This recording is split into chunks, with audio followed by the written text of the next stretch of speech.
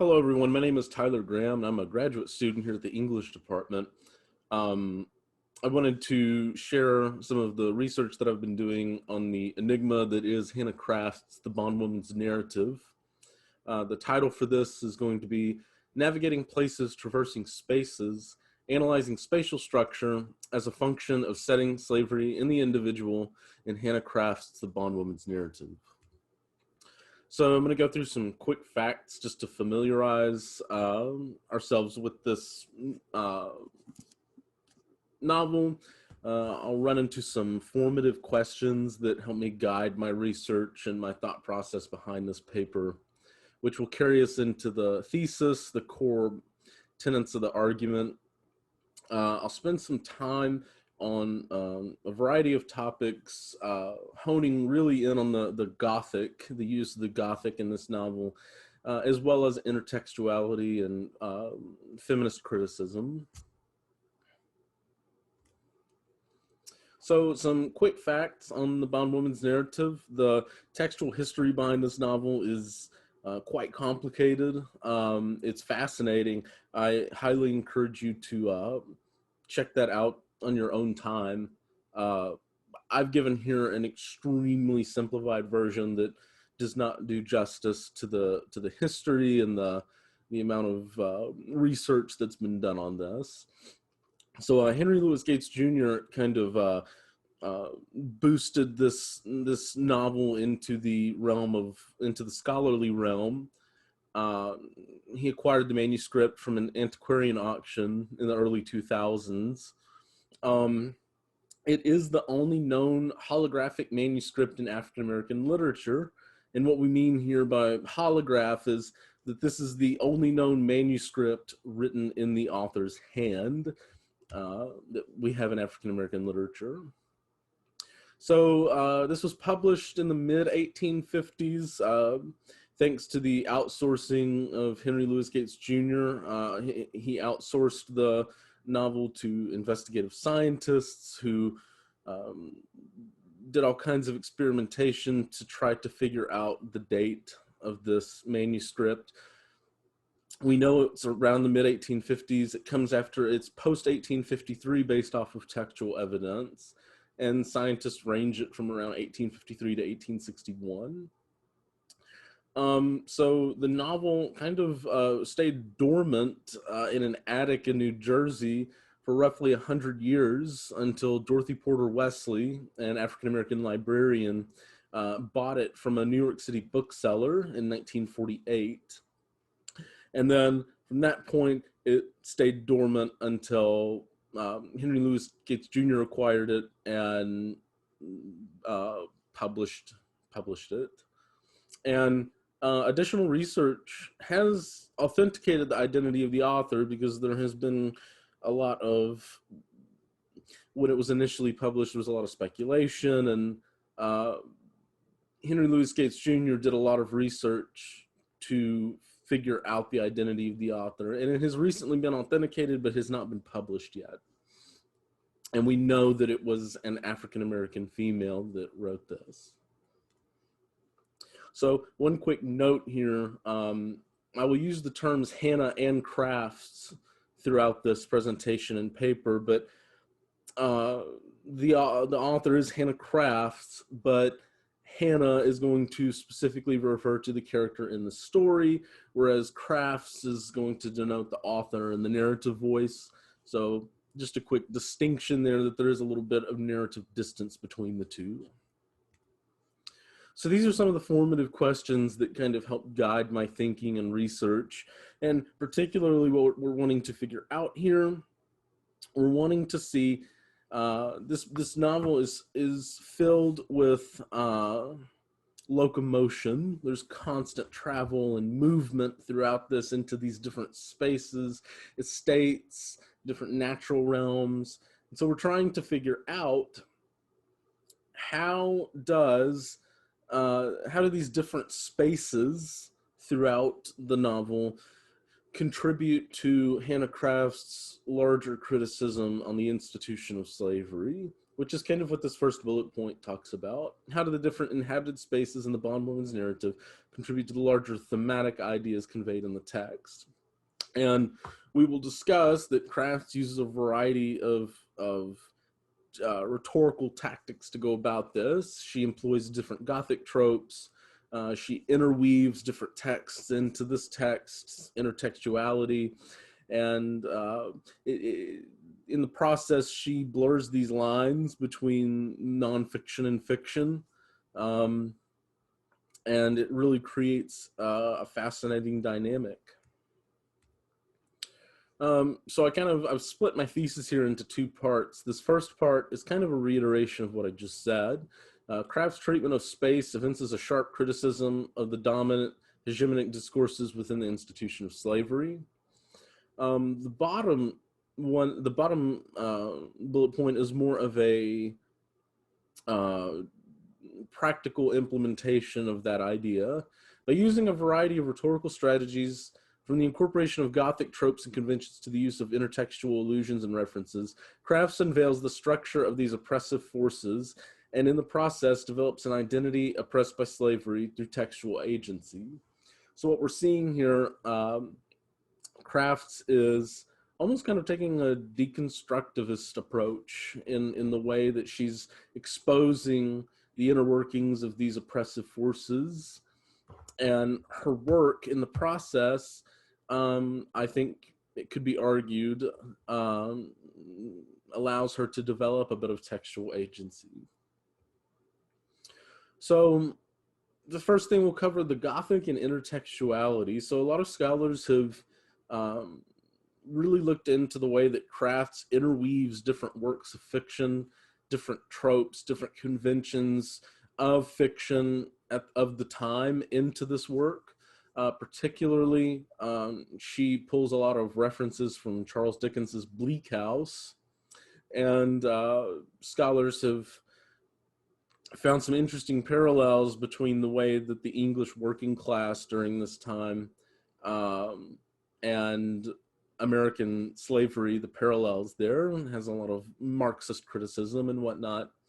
But what we know is that Crafts is interworking Gothic elements into the structure, spaces, and nature of this work.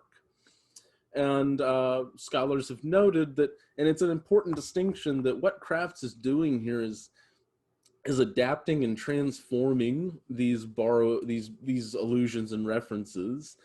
This is not merely just, plagiarism. What she's doing here is transforming the narrative, the story, the perspective. It's a transformative process. So I wanted to give a few different examples of some textual evidence that incorporates these Gothic elements. So I'll let you read this as I explain the context behind it. So this comes from a passage regarding the history of the Lindendale estate, which was the first estate that Hannah Crafts lived at. And the story is that a slave woman and her dog were hung by the slave owner in a tree, and for several days they stayed there until they died. And there is the haunting aspect, and the tree creaks, and the creaking of the tree resounds through the space of the text. And we see here nature is characterized in a very Gothic way. Turning more towards physical spaces, these passages are closely related. Hannah Crafts is navigating the Lindendale estate, and she finds in a room these portraits, and the portraits have this almost supernatural quality to them. The second bullet point really should recall the Gothic elements of, say, Edgar Allan Poe. And in fact, we can make a direct comparison between Crafts and Poe. So I've pulled from here two selections, one from the Bondwoman's narrative and one from Edgar Allan Poe's short story, The Fall of the House of Usher. And what's fascinating here is the parallels in language that are used in the descriptions. And moreover, both of these sections come from a section where the narrator is interpolating the structures around them. And so in each instance with Edgar Allan Poe, he uses the word, this atmosphere, the atmosphere which had no affinity with the air of heaven. Crafts uses more of a spiritualized, like supernatural language, a supernatural thrill that pervades your frame. But both of these have highly Gothic terminology, and it's both interpolating the structures around them. So we're talking about the Gothic. We see these elements of the Gothic, but what's the significance? Well, for one thing, we know it was a convention of the time. So Fall of the House of Usher, American-based, is 1839. The Bondwoman's narrative was around the 1850s. And we know that Dickinson's Bleak House was English, serialized between 1852 and 1853. And we also know that Crafts had access to her final owner's library, Mr. Wheeler. She had access, and we know that she was literate and literary in her writing endeavors. And scholars have found that a variety of slave narratives and Black authored fiction from the time incorporate various Gothic tropes. But it should be noted that this is not necessarily a coincidence. Not only was it a convention of the time, but a lot of the tropes and motifs within the Gothic are applicable to the experience of slavery. This idea of like a sin that is passed down through bloodlines, doubling, the doppelganger, which we see with like passing tropes, patriarchal tyranny, manifested through transgressive sexuality. So all of these things are common in the Gothic, but they're also evident in the experience of slavery. And moreover, these Gothic tropes work their way into as far as late 20th century African-American works. Think Toni Morrison's Beloved is a great example of that, that's trickled down from these mid-19th century works. So feminism and the Gothic. Scholars have analyzed Craft's work, The Bondwoman's Narrative, kind of in a, there's the racial criticism, the criticism of the institution of slavery and race. But there's also a criticism of the institution of slavery and patriarchal dominance, and the hegemony of the institution of slavery encapsulates both, and Crafts is well aware of this and adamantly works to go against that. Scholars have observed that the Gothic female character has always been has always been bound to these mysteriously intricate and uncomfortably stifling structures, and are often that's paralleled with feelings of being captured, trapped, buried alive, encompassed, oppressed, and we see that carrying out in Crafts in the way that in the various places that she goes, her and her mistress run away from Lindendale, and they hide in this little shed. The prison, they're found and they're taken to prison. All of these places have this very confining and bounding sense. these oppressive structures closing in. And this is also a reflection of the female writer, of the woman writer's sense that she's thoroughly possessed. So I think that that's an important criticism to take note of. Um, some scholars have also noted this architectural consciousness of the novel and how that relates to Kraft's criticism on the architecture of the institution of slavery. We see this through both people and physical spaces.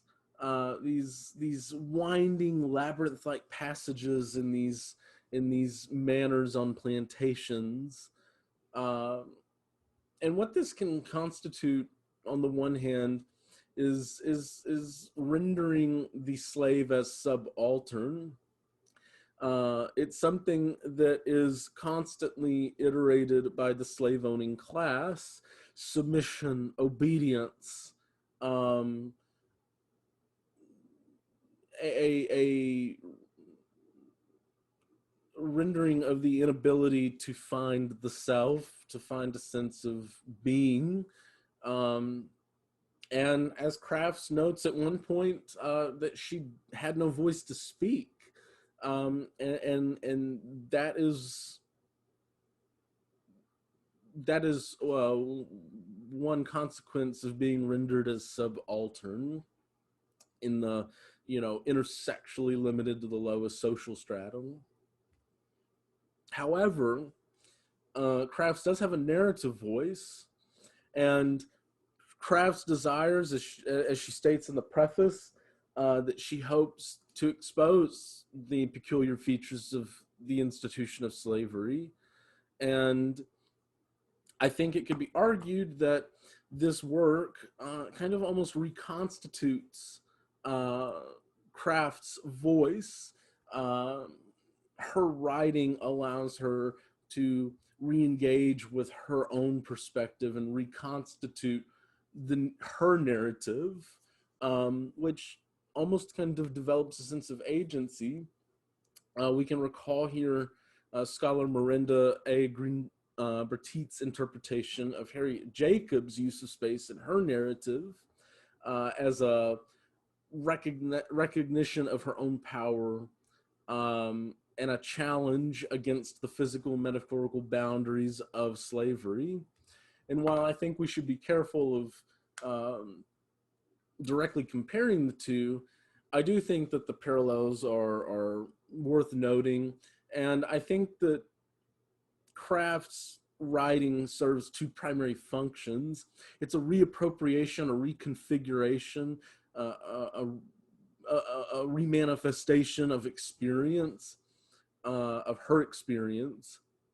And it's also working against those dominant oppressive discourses in the institution of slavery. So as a result, even though these structural and physical spaces are so confining and limiting and entrapping, Crafts, as the writer, is placing herself as central in these structures, and thereby she's reappropriating her experience. She's reconfiguring the narrative through her perspective against the dominant narrative. And this is also allowing her to enter the public space of, this is allowing her to engage with these social forces.